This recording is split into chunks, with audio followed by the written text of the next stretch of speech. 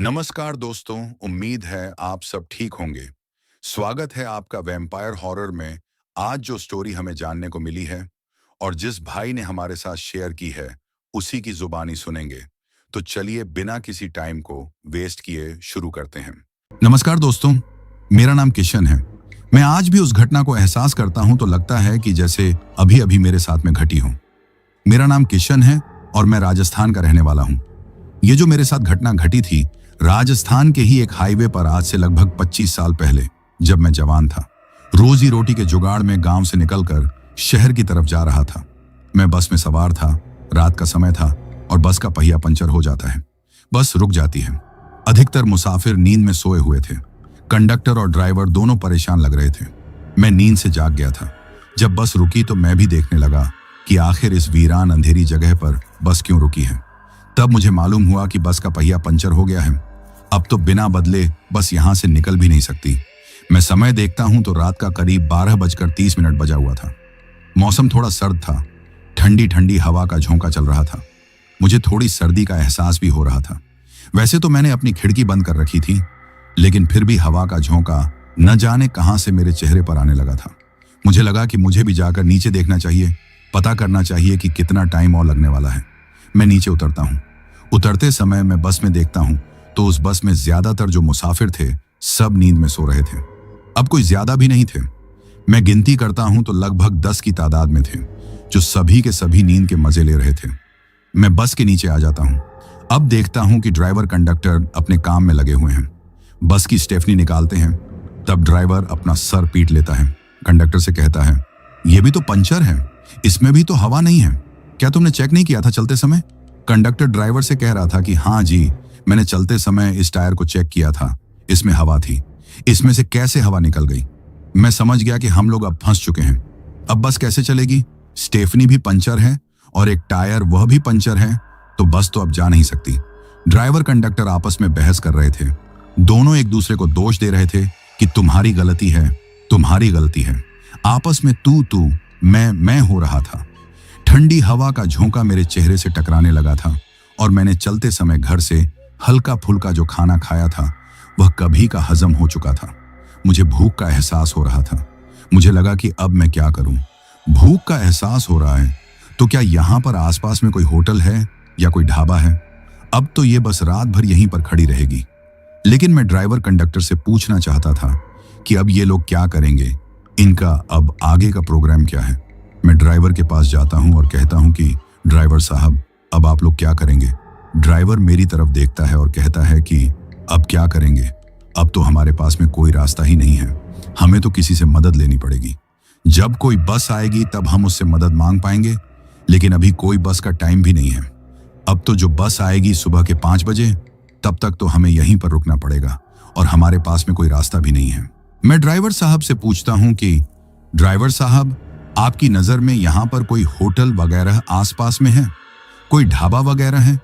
क्योंकि आप इस रोड से तो गुजरते रहते हैं। ड्राइवर मेरी तरफ फिर से देखता है, कहता है, भाई मैं तो कहूंगा कि जाओ, बस में सवार हो जाओ और सो जाओ। आधी रात हो गई है।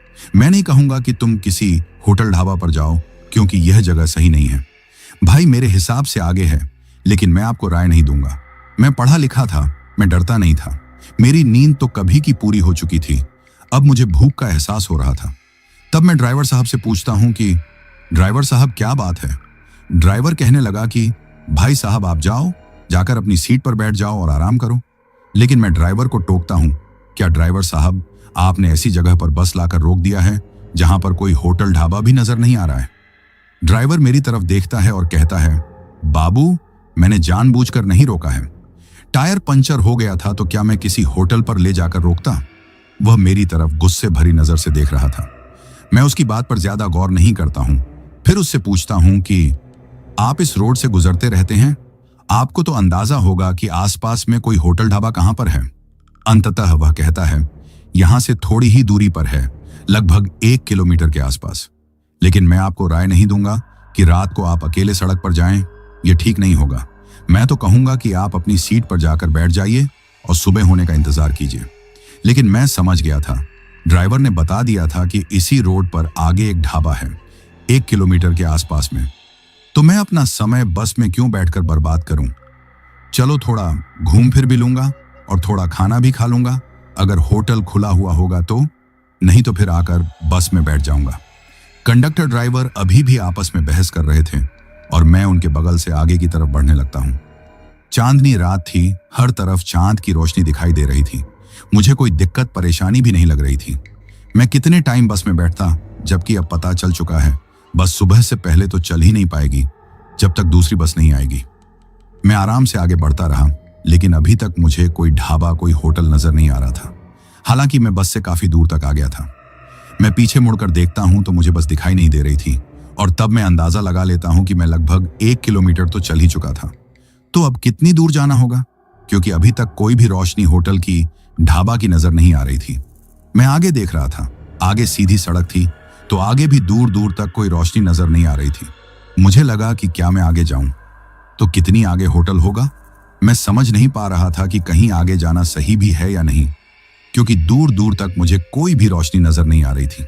तभी कोई आता हुआ मुझे सामने से दिखा। एक अधेड़ उम्र का व्यक्ति, सफेद कपड़ा पहने हुए, सर पर सफेद पगड़ी बांधे हुए नजर आ रहा था।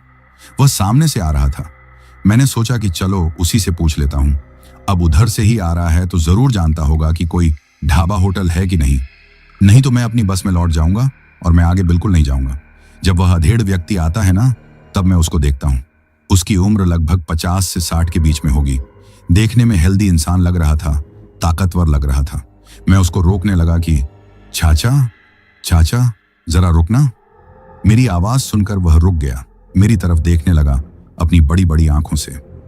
हाँ, उसकी आंखें जरूरत से ज्यादा बड़ी मुझे दिखाई दे रही थीं।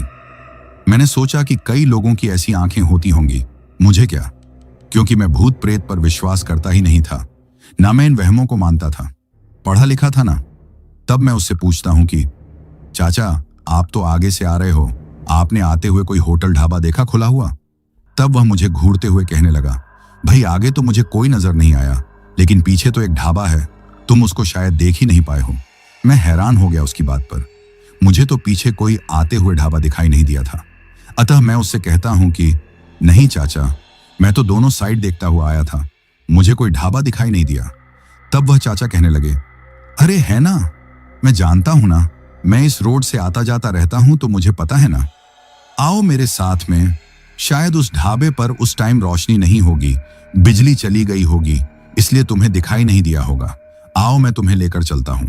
मैं बड़ा खुश हो गया और मैं चाचा के पीछे पीछे फिर चलने लगा था। फिर जिधर से मैं आया था उधर ही जाने लगा। तब कुछ ही दूरी पर जाने के बाद मुझे एक ढाबा खुला हुआ नजर आने लगा, जो घने पेड़ों के बीच में था। हल्की फुल्की रोशनी मुझे बाहर निकलती हुई दिखाई दे रही थी। मैं बड़ा खुश हो गया, चाचा से कहने लगा, चाचा ये पेड़ से ढका हुआ है ना, घनी झाड़ियों से, तो शायद मैं इसीलिए देख नहीं पाया होगा, और शायद आप सही कहते हो, बिजली नहीं होगी। मैं बड़ा खुश हो जाता हूँ। चाचा और मैं, हम दोनों उस ढाबे पर पहुंचते हैं। लेकिन ढाबा तो खुला होता है, लेकिन उस ढाबे में कोई नजर नहीं आता। मैं चाचा की तरफ देखता हूं और कहता हूं, चाचा यहां तो कोई नजर ही नहीं आ रहा है, ढाबा का मालिक भी नजर नहीं आ रहा है। तब चाचा कहते हैं, बेटा टाइम भी तो देखो, 1 बजने वाला है रात का। इस टाइम सड़क बिल्कुल सुनसान हो जाती है, तो ढाबा का मालिक आराम कर रहा होगा। अभी मैं उसको जगाता हूं, मुझे भी कुछ खाना है। और वह आवाज देने लगते हैं, अरे भाई, ढाबा के मालिक कहाँ हो भाई, हम 2 लोग आए हैं, तुम्हारे मेहमान हैं, आओ भी, हम दोनों भूखे हैं। और यह कहते हुए अंदर की तरफ चले जाते हैं। मैं तो बाहर जो पुरानी कुर्सी थी उस पर बैठ जाता हूं, इंतजार करने लगता हूं। तभी चाचा की आवाज सुनाई पड़ती है, अरे आ जाओ, अंदर ही आ जाओ, बाहर ठंड है ना, अंदर सही है, खाना भी रेडी है। और मैं खुश हो जाता हूं, क्योंकि बाहर में ठंडी ठंडी हवा चल रही थी, मुझे भी महसूस हो रही थी। और मैं उस दरवाजे के अंदर चला जाता हूं, जिस दरवाजे के अंदर में चाचा जाते हुए दिखाई दिए थे। और जैसे ही अंदर जाता हूं, अंदर में रोशनी थी। चाचा तो मुझे नजर नहीं आते। हाँ, आगे खुला हुआ स्थान था, हॉल जैसा था, और उसमें एक बूढ़ा आदमी बैठा हुआ नजर आया था। शायद वही इस ढाबे का मालिक था, लेकिन चाचा उस जगह पर थे ही नहीं। मैं चाचा की आवाज लगाता हुआ उस बूढ़े व्यक्ति के पास पहुंच गया, जो एक पुरानी कुर्सी पर बैठा हुआ था और कुछ काम कर रहा था। उसके हाथ में एक चाकू था, जिस तरह सब्जी को काटते हैं, इस तरह किसी चीज को काट रहा था। वह मेरे को आवाज देता है, इधर आ जाओ नौजवान, इधर बैठ जाओ, क्या खाना पसंद करोगे? तब मैं कहता हूं कि मेरे साथ में जो चाचा आए थे वह कहां पर हैं? कहने लगा, अभी कुछ ही देर में आ जाएंगे, वह फ्रेश होने के लिए गए हैं बाथरूम में। अब बताओ आप क्या खाना पसंद करोगे? मैं उनसे कहता हूं, चाचा जो भी आपके पास में इस वक्त में गर्मा गर्म हो, मुझे जोर की भूख लगी है। तब वह बूढ़ा व्यक्ति कहता है, ठीक है। वह अपनी जगह से उठता है, वह सब्जी काटने का चाकू जमीन पर रख देता है। वहां पर एक बोरी भी रखी हुई थी। मुझे लगा कि उस बोरी में कुछ सब्जी वगैरह होगी, और बूढ़ा व्यक्ति मेरी कुर्सी के सामने ही एक छोटा सा टेबल रख देता है। कहता है, बस 2 मिनट में आपके खाने का इंतजाम करता हूं। आपको गर्मा गर्म खाना ही चाहिए ना? तब मैं कहता हूं कि हाँ जी, मुझे अब भूख बर्दाश्त नहीं हो रही है। जितना जल्दी हो सके मेरे सामने में खाना लाइए। और वह बूढ़ा व्यक्ति एक कमरे की ओर चला जाता है। जब लौट के आता है तब उसके हाथ में बर्तन था, ढका हुआ था। मुझे लगा कि गर्मा गर्म होगा, तभी वह खाना ढक करके ला रहा होगा। मैं खुश हो जाता हूं। वह बर्तन मेरे सामने वाले टेबल पर रख देता है। कहता है, बिल्कुल गर्मा गर्म है और फ्रेश है, ताजा है। अब देर भी मत करो और खाना शुरू कीजिए। मैं खुश हो जाता हूं और बूढ़ा व्यक्ति फिर अपनी जगह पर पहुंच जाता है। चाकू उठा लेता है, उस बोरी के अंदर में न जाने क्या करने लगता है। खैर, मैं उस बर्तन को जो ढका हुआ था उठाता हूं, और जैसे ही देखता हूं ना, तो मैं दहल जाता हूं। उसमें तो मांस था, खून से भरा हुआ, ताजा ताजा, जैसे अभी किसी बकरे को या किसी जानवर को काट करके लाया है। मैं कांप जाता हूं, ये क्या है? मैंने तो बूढ़े से खाना मांगा था। मैं मांस तो खाता ही नहीं था, और वह भी कच्चा मांस, खून से भरा हुआ। मैं चीख पड़ता हूं। चीख सुनकर के बूढ़ा कहता है, अरे खाओ भी। क्यों? एकदम ताजा है, गर्मा गर्म है। इससे ताजा और क्या मिलेगा खाने को? आनंद लो, तुम्हें जरूर मजा आएगा। मैं उसकी बात सुनकर के सहम जाता हूं। मैं कहता हूं गुस्से से, ये क्या है? मैंने आपसे भोजन मांगा था और आप मुझे कच्चा मांस परोस रहे हैं। मैं इंसान हूं, कोई जानवर नहीं। मैं गुस्से से पूरी बात बोलता हूं। तब वह हंसने लगता है। कहता है, नाराज मत हो भाई, यहां तो यही सब चलता है। लोग बाग जो भी आते हैं ऐसा ही गर्मा गर्म खाना तो मांगते हैं, और वही तो मैंने आपको दिया है। वह कहकर हंसने लगता है भारी आवाज में। मैं कहता हूं कि नहीं, मैं ऐसा खाना कभी नहीं खाता। आप इसको हटाओ, ले जाओ। मैं नाराज होकर उससे बोलता हूं। तब बूढ़ा गुस्से से कहता है, खाना तो आपको पड़ेगा ही। गर्मा गर्म खाना आपके लिए मैं स्पेशल लेकर आया हूं। खाना तो जरूर पड़ेगा, जैसे मुझे धमकी दे रहा हो। मैं कहने लगा कि नहीं, मैं शाकाहारी हूं, मांसाहारी नहीं हूं। अगर मांसाहारी भी होता तो कच्चा मांस तो बिल्कुल नहीं खाता। मैं इंसान हूं, कोई जानवर नहीं। मैं चाचा को आवाज लगाने लगा कि चाचा आप कहां हो? आपने किस ढाबा में मुझे ले आए हो? आप जल्दी से आओ। लेकिन चाचा का कोई जवाब नहीं आ रहा था। मैं बार बार चाचा चाचा पुकार रहा था। बूढ़ा हंसते जा रहा था, लगातार हंसते जा रहा था। उसकी हंसी उस टाइम मुझे गुस्सा दिला रही थी। मुझे लग रहा था यह कहीं पागल तो नहीं है। कहां कोई कच्चा मांस अपने ग्राहक को देता है? जरूर यह पागल व्यक्ति है, तभी तो यह मेरे साथ में ऐसा कर रहा है। मैं चाचा चाचा आवाज लगा रहा था। अब बूढ़ा व्यक्ति हंसते हुए कहने लगा कि चाचा की बात कर रहे हो? कौन सा चाचा? अतः मैं कहता हूं, जिनके साथ मैं यहां पर आया था उसी चाचा की बात कर रहा हूं। वह कहां पर हैं? बूढ़ा कहता है, कोई चाचा वाचा नहीं है यहां पर। मैं कहता हूं, मेरे साथ में मजाक मत करो, मजाक बहुत हो चुका है। मुझे गुस्सा आ रहा है। ये मांस यहां से हटाओ और चाचा को बुलाओ, मैं उनसे बात करूंगा। मैं आपसे बात करना ही नहीं चाहता, आप तो मुझे पागल दिखते हो। बूढ़ा व्यक्ति फिर जोर जोर से हंसने लगा और कहने लगा, शायद तुम इस चाचा की बात कर रहे थे। मेरे समझ में कुछ नहीं आया। जब मैं उसकी तरफ देखता हूं तो बूढ़ा आदमी बिल्कुल चाचा की तरह बदल गया था। वही सफेद कपड़ा, सफेद पगड़ी जो चाचा पहन रखे थे, और वही चेहरा मोहरा, जबकि कुछ ही देर पहले उसका अलग रंग रूप था। आखिर यह क्या हो रहा है यहां पर? तब मुझे डर का एहसास होता है। मुझे लगता है कि मैं गलत जगह पर तो नहीं आ गया। मुझे चिंता होने लगती है। मैं उस कुर्सी से उठकर खड़ा हो जाता हूं और जल्दी से दरवाजे की तरफ चलने लगता हूं। वह चाचा बिल्कुल बूढ़े की आवाज में हंस रहा था और कह रहा था, तुम कहां जा रहे हो? ये तो तुम्हें खाना ही पड़ेगा। बिना खाना खाए कोई भी इस जगह से जाता नहीं है। तुम भी नहीं जा पाओगे। मैं उसकी बात को इग्नोर करता हूं और दरवाजे के पास जाता हूं तो देखता हूं कि दरवाजा तो बंद है। मैं खोलता हूं लेकिन दरवाजा खुल नहीं पाता। मैं जोर लगाता हूं पूरी ताकत से। मैं नौजवान था, मजबूत कद काठी का था, लेकिन उस दरवाजे पर मेरी ताकत धरी की धरी रह जाती है। मैं उस दरवाजे को खोल नहीं पाता हूं। मैं पलट के देखता हूं तो चाचा का रूप रंग फिर से बदल गया था। फिर से पहले वाली शक्ति में वह आ चुके थे, वही बूढ़ा इंसान। वह बोरी में हाथ डाले कुछ काम कर रहा था और हंस भी रहा था और कहने लगा, आ जाओ, लौट के आ जाओ। यह दरवाजा तभी खुलेगा जब तुम ये भोजन कर लोगे। बिना भोजन किए हुए तुम जा नहीं पाओगे। आ जाओ, अभी भोजन तुम्हारा इंतजार कर रहा है। तब मैं बहुत डर गया था। मुझे लग गया कि मैं किसी खतरे में फंस चुका हूं। लेकिन यह बूढ़ा मेरा क्या बिगाड़ लेगा। लेकिन अगले पल उसकी आंखों का रंग देखता हूं, तब मैं और डर जाता हूं। उसकी नॉर्मल आंखें बड़ी बड़ी दिखाई देने लगती हैं। उसकी आंखों का रंग बिल्कुल लाल जैसा होने लगता है। उसकी आवाज पहले से भी ज्यादा भारी सुनाई देने लगती है। वह मुझे धमका रहा था, कह रहा था कि भोजन कर लो, नहीं तो मैं तुम्हारा भोजन कर लूंगा। तुम्हारे पास कोई रास्ता नहीं है। अब देर मत करो, मेरे सब्र का बांध टूट रहा है।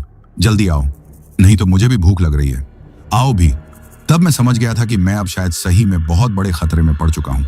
फिर मैं दरवाजे पर जोर लगाता हूं कि दरवाजा खुल जाए, मैं इस घर से, इस ढाबे से निकल जाऊं, अपने बस की तरफ चला जाऊं। लेकिन ऐसा हो नहीं पा रहा था और अगले पल वह बूढ़ा मेरे बगल में खड़ा नजर आ रहा था। उसका चेहरा मोहरा बिल्कुल बदल चुका था, बड़ा ही भयानक दिख रहा था, बड़ी बड़ी आंखों वाला, जैसे कोई भूत हो। और मैं चीखने लगा, जोर जोर से चिल्लाने लगा। लेकिन मुझे कौन अब बचा सकता है। पूरा रोड तो सुनसान पड़ा हुआ है और यहां से मेरी जो बस है वह 1 किलोमीटर की दूरी पर है। मुझे लगने लगा कि मैं अब बच नहीं पाऊंगा। तभी बूढ़ा मेरे बाल को दबोच लेता है, मुझे घसीटते हुए फिर उसी जगह पर ले जाता है जहां पर कुछ सब्जी को काट रहा था जो बोरी में पड़ी हुई थी। मुझे पटक देता है और बोरी को उल्टा कर देता है। जब उल्टा करता है तो मैं देखता हूं उसमें भी ताजा ताजा मांस खून से भरा हुआ जमीन पर गिर जाता है। ऐसा लगा कि मैं उल्टी कर दूंगा। ये सब देखकर मुझे चक्कर आने लगते हैं। खून को देखकर बूढ़ा मुझे जमीन पर गिरा देता है, फिर वही चाकू जिससे वह मांस को काट रहा था मेरी गर्दन पर रख देता है और कहता है, अब तेरी बारी है। तेरे शरीर के बारीक बारीक टुकड़े करूंगा और फिर आराम से स्वाद लेकर खाऊंगा। मुझे ताजा मांस पसंद है। मैं उससे जिंदगी की भीख मांगने लगता हूं कि आप मुझे छोड़ दीजिए, आप मुझे छोड़ दीजिए, मुझे जाने दीजिए। तब वह जोर जोर से हंसने लगता है, कहता है, इस रोड पर बड़ी मुश्किल से शिकार मिलता है और तुम भी मुझे मिले थे और मैं इतने अच्छे शिकार को क्यों छोड़ दूं। और फिर वह हंसने लगता है। मैं समझ गया कि मेरी जिंदगी खत्म होने वाली है। मैंने सोच लिया कि मैं अब बच नहीं पाऊंगा। मैं जोर जोर से चीखने लगता हूं, चिल्लाने लगता हूं और मेरी चीख सुनकर वह जोर जोर से हंसने लगता है। कहता है, चीखो, चिल्लाओ, तुम्हारी कोई मदद नहीं कर पाएगा। और अगले पल वह चाकू, जो देखने में बहुत पुराना दिख रहा था, चाकू पर खून का ताजा ताजा रक्त मुझे दिखाई दे रहा था और वह मेरी गर्दन पर जैसे चलने ही वाला था। तभी किसी ने दरवाजे को खटखटा दिया और जोर से पुकारने लगा। वह आवाज जैसे ही मैं सुनता हूं तो मैं उस आवाज को पहचान लेता हूं। अरे, यह तो बस का ड्राइवर है। मेरे अंदर एक जोश भर जाता है। मैं उस ड्राइवर को आवाज देता हूं, ड्राइवर साहब, मैं अंदर हूं, आप दरवाजा खोल दो, ये मुझे नहीं छोड़ेगा, मुझे मार रहा है। तब वह बूढ़ा मेरी गर्दन से छुरी हटा लेता है और मेरे से दूर खड़ा हो जाता है। मैं उसको देखता हूं। उसका चेहरा जैसे अचरज से भरा हुआ था, जैसे इस वक्त में कौन आ गया है खलल डालने के लिए। दरवाजे पर वही ड्राइवर चिल्ला रहा था। वह मेरा नाम तो नहीं जानता था, सिर्फ मुसाफिर। मुसाफिर, क्या तुम अंदर हो? जल्दी आ जाओ, नहीं तो हम बस लेकर चले जाएंगे। शायद वह मेरी आवाज सुन नहीं पा रहा था और अगले पल मैं जमीन से उठता हूं और भागता हूं, दरवाजे पर जाता हूं और पीछे देखता हूं तो बूढ़ा अब मुझे दिखाई नहीं दे रहा था। दरवाजा को मैं खोलता हूं तो दरवाजा खुल जाता है और अगले पल मैं रोड पर भाग जाता हूं। देखता हूं कि रोड के सामने ही बस खड़ी है और जिस ढाबे में हूं वह अंधेरे में भरा हुआ है। वहां कोई रोशनी थी ही नहीं, ना कोई इंसान नजर आ रहा था। हाँ, एक बोर्ड नजर जरूर आ रहा था, वह भी पुराना, जिस पर लिखा था, ढाबा, यहाँ पर ताजा गर्म खाना हर समय मिलता है। और मैं दौड़ते हुए बस के अंदर सवार हो जाता हूँ। कंडक्टर मुझे कहता है कि तुम इस ढाबे में क्यों गए थे? ये ढाबा तो सालों से बंद है। पहले हम लोग यहाँ पर रुका करते थे, खाना खाते थे, लेकिन ये ढाबा तो बंद हो चुका है। तो तुम अंदर क्या कर रहे थे? मैं डरा हुआ था बुरी तरह से और मैं सब बातें बताने लगता हूँ जो मेरे साथ में अंदर में हुई थी। और वह बात सुनकर कंडक्टर और ड्राइवर दोनों डर जाते हैं और कहते हैं, शायद हम सही टाइम पर पहुंच गए थे। अगर सही टाइम पर नहीं पहुंचते तो शायद तुम जिंदा भी इस ढाबे से बाहर निकल नहीं पाते, जैसे तुम निकले थे ना। और उसके कुछ ही देर के बाद एक बस वाला जो हमारा साथी था इधर से गुजर रहा था। उसको मैंने रोका, पूरी समस्या बताई। तब वह अपनी टायर मुझे दे दिया, कहने लगा कि टायर डिपो में दे देना। और इसके बाद हम दोनों ने टायर को बदला। हमने तुम्हें जाते हुए देखा था आगे की तरफ। मुझे लगा कि तुम इस ढाबे पर गए होंगे और मेरा अंदाजा बिल्कुल सही निकला। चलो अच्छा हुआ कि तुम्हारी जान बच गई। अब आगे से गलती ऐसी कभी मत करना। ये जो रोड है ना, कई लोग बताते हैं कि कभी कभी यहाँ पर भूत प्रेत भी चलते हुए नजर आते हैं। तब तक मैं और डर चुका था। मैंने समझ लिया कि ऐसी गलती अपनी जिंदगी में कभी भी नहीं दोहराऊंगा। अगर बस में सफर करूंगा तो इस चीज का हमेशा ध्यान रखूंगा कि रात के टाइम बस से बाहर कभी भी निकलना नहीं चाहिए। मैं समझ गया था ये मेरी गलती थी। मुझे ड्राइवर की बात को माननी चाहिए थी। वह बार बार मुझे समझा रहा था कि चले जाओ, बस के अंदर बैठ जाओ, आराम कर लो। लेकिन मैंने उसकी बात को अहमियत नहीं दी और यह घटना मेरे साथ में घट गई थी। लेकिन बात यहीं खत्म हो जाती तो बहुत बढ़िया था। लगभग 1 साल हो चुका था। मेरे जहन से यह बात निकल चुकी थी और लगभग 1 साल के बाद हम उसी रास्ते पर आ चुके थे। टाइम अलग हो सकता है। टाइम लगभग रात का 12 बज रहा था। मैं अपने ऑफिस के काम से अपने कलीग्स के साथ किसी काम से इस रोड से हम निकल रहे थे। मैं तो समझ भी नहीं पाया कि हम उसी रास्ते से जा रहे थे जिस रास्ते पर 1 साल पहले वह मेरे साथ में घटना घटी थी।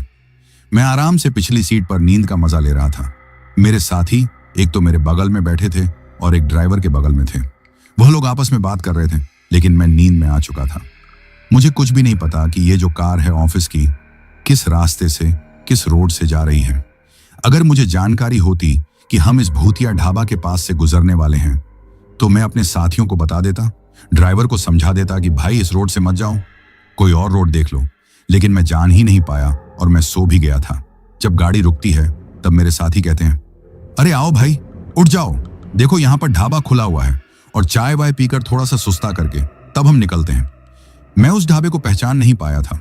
उसका रंग रूप बदला हुआ था और वहां काउंटर पर एक बूढ़ा आदमी बैठा हुआ था और एक जवान लड़का कुछ काम करता हुआ नजर आ रहा था। चाय की केतली से भाप निकल रही थी, मतलब चाय उबल रही थी। मैं नींद से जगा था। मेरे साथी तो उस ढाबे में पहुंच भी गए थे। मुझे जगाने के बाद में मैं उबासी लेते हुए उस ढाबे को एक नजर देखता हूं तो मुझे कुछ गड़बड़ दिखने लगता है। मैं पहले ही ऐसे हादसे को भुगत चुका था तो डर तो लगना लाजिमी था। मैं अभी टैक्सी से उतरा भी नहीं था। ड्राइवर और मेरे दोनों साथी उस ढाबे के पास पहुंच गए थे। उस बूढ़े आदमी से बात कर रहे थे। वह उनको अंदर जाने की इशारा कर रहा था। शायद वह कह रहा था कि आप अंदर वाले कमरे में बैठ जाइए। मुझे कुछ सही नहीं लग रहा था। मैं कार से उतरा नहीं, बैठे ही बैठे हर तरफ निगाहें दौड़ाने लगा था। जिस ढाबे में मेरे साथ ये हादसा हुआ था उसका कुछ हुलिया अलग था, लेकिन इसका हुलिया जो था उससे अलग था। रोशनी भी अच्छी खासी थी और मेरे तीनों साथी, जिसमें ड्राइवर भी था, वह बूढ़े के इशारे पर कार के अंदर के साइड चले गए थे। मुझे भी एक पल लगा कि मैं अकेले थोड़ी हूं, अब तो मेरे साथ में साथी हैं। वो ढाबा तो अलग था, ये अलग है, चलो चलते हैं। और मैं कार से उतरता हूं और जैसे ही ढाबे की तरफ जाने लगता हूं तभी उस बूढ़े की तरफ मैं देखता हूं। देखने में तो इंसान ही लग रहा था, साधारण इंसान की तरह उसका हुलिया था। लेकिन एक चीज मुझे परेशान कर रही थी, उसकी आंखें जरूरत से ज्यादा बड़ी थी। मैं काफी देर से उसकी आंखों को घूर रहा था, उसे पहचानने की कोशिश कर रहा था। तब मैंने गौर किया, वह पलकें नहीं झपका रहा था, पलकें झुका भी नहीं रहा था। मुझे संदेह होने लगा कि कैसा इंसान है जिसकी पलकें झपक नहीं रही हैं। ऐसा तो इंसान कर ही नहीं पाता है, कुछ न कुछ देर तक पलकें झपकनी ही पड़ती हैं। लेकिन इसकी पलकें झपक नहीं रही थीं और जरूरत से ज्यादा इसकी आंखें बड़ी नजर आ रही थीं। तो मैं संदेह में आ चुका था। तब मैं उस नौजवान लड़के को देख रहा था जो कुछ काम कर रहा था, शायद सब्जी काट रहा था।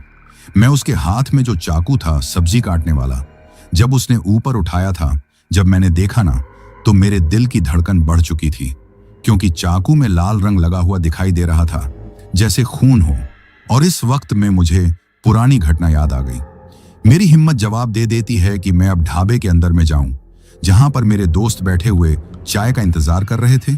और मैं उनको आवाज लगाने लगता हूं, नाम लेकर, बाहर निकलो, बाहर निकलो, जल्दी आओ, जल्दी आओ। मेरे दोस्तों को गए हुए कुछ ही पल हुए थे, कुछ ही टाइम हुआ था और अभी तक उनके पास चाय वगैरह नहीं पहुंची थी। तो जब मेरी आवाज को सुनते हैं ना, तब उस कमरे से बाहर निकल कर आते हैं। मैं तो कार के पास खड़ा हुआ उनको चिल्ला रहा था, जल्दी आओ, जल्दी आओ। मेरे दोनों दोस्त और ड्राइवर मेरे पास आने लगते हैं। तब वह बूढ़ा आदमी कहता है, चाय तैयार है, आप लोग कहाँ जा रहे हो? चाय ठंडी हो जाएगी, फिर पीने में मजा नहीं आएगा। लेकिन मैं उनको आवाज लगाते रहता हूँ, जल्दी आओ, जरूरी काम है, जल्दी आओ, जरूरी काम है। तब वह तीनों लोग कार के पास आ जाते हैं। मैं कहता हूँ, जल्दी से कार में बैठो, जल्दी से बैठो, देर मत करो। वह लोग समझ नहीं पाते हैं, मेरी तरफ देखते हैं कि जैसे मैं पागल हो चुका हूँ।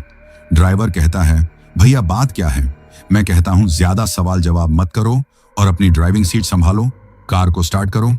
और दोनों साथियों से कहता हूँ कि जल्दी करो, यहाँ बैठना खड़ा होना जितना देर करेंगे हमारे लिए खतरा उतना ही बढ़ जाएगा। वह लोग समझ नहीं पाते, मुझसे बहस करने लगते हैं। आखिर बात क्या है? चाय बन चुकी है, हम चाय पी के चलते हैं ना। मैं कहता हूं, और आगे भी ढाबा होगा, जल्दी से बैठो, नहीं तो यहां कुछ बहुत बड़ा होने वाला है। वह सब मेरी बात को समझ नहीं पाते हैं कि बात क्या है। एक दोस्त मुझ पर नाराज हो जाता है, कहता है, तू कोई भयानक सपना देख रहा था क्या भाई? ऐसे में मैं कहता हूं, हाँ, जल्दी से बैठो, ड्राइवर तुम गाड़ी चलाओ। और जो बूढ़ा आदमी है ना, अब उसको लग रहा है कि मेरे शिकार तो अब निकल रहे हैं। और नौजवान लड़का जो सब्जी काट रहा था, दोनों एक साथ में खड़े हुए और हमारे साथियों को आवाज लगा रहे थे, अरे साहब, चाय तैयार है, आज ही आ जाइए, ऐसी चाय आगे नहीं मिलेगी, आ भी जाइए। तब तक मैं ड्राइवर से कहता हूं कि गाड़ी दौड़ा, तो वह बूढ़ा और नौजवान हमारी गाड़ी के साथ दौड़ने लगते हैं। मेरे साथी समझ नहीं पाते हैं कि मैं इतना परेशान क्यों हूं, इतना क्यों शोर कर रहा हूं, इतना क्यों चिल्ला रहा हूं, आखिर हुआ क्या है। तभी मैं उनको दिखाता हूं कि देखो, वह बूढ़ा, वह नौजवान हमारी गाड़ी के पीछे दौड़ रहे हैं। ऐसा कोई ढाबा वाला करता है क्या? और वाकई में जब हमारे साथी पीछे देखते हैं, जो देखते हैं उनको समझ में नहीं आता है कि आखिर ये हो क्या रहा है। वह ढाबा तो जैसे नजर ही नहीं आ रहा था, और वह दोनों लोग, बूढ़ा और नौजवान, हमारी गाड़ी का पीछा कर रहे थे, दौड़ रहे थे। हमारा ड्राइवर तेजी से गाड़ी दौड़ा रहा था, और वह इंसान जैसा कुछ देर पहले दिख रहे थे, लेकिन अब उनका हुलिया बदलने लगा था। शोर कर रहे थे, चिल्ला रहे थे कि तुम यहां से निकल नहीं सकते, हम तुम्हें जाने नहीं देंगे। तब जाकर के दोस्तों को समझ में आता है कि हम बहुत खतरे में फंसे हुए थे। मुझे अब समझ में आ चुका था कि ऐसे वक्त में करना क्या होगा। मैं सभी से कहता हूं, हनुमान चालीसा का पाठ करो, सिर्फ हनुमान जी हमें बचा सकते हैं, नहीं तो यह हमें आसानी से नहीं छोड़ेंगे। और इसके बाद हनुमान चालीसा सभी पढ़ने लगते हैं। और फिर जब हम पीछे मुड़कर देखते हैं तो नौजवान और वह बूढ़ा अब हमें, आप सभी को दिखाई नहीं दे रहे थे। आखिरकार उस रात हम बहुत बड़े खतरे में फंस चुके थे, और आखिरकार हम उस जगह से सकुशल निकल चुके थे हनुमान चालीसा पढ़ते हुए। तो दोस्तों, हनुमान चालीसा में बहुत शक्ति है, पावर है हनुमान जी की। अगर हम लोग हनुमान चालीसा का पाठ नहीं करते तो शायद हम उस जगह से कभी भी निकल नहीं पाते। तो दोस्तों, ये कहानी यही खत्म हुई।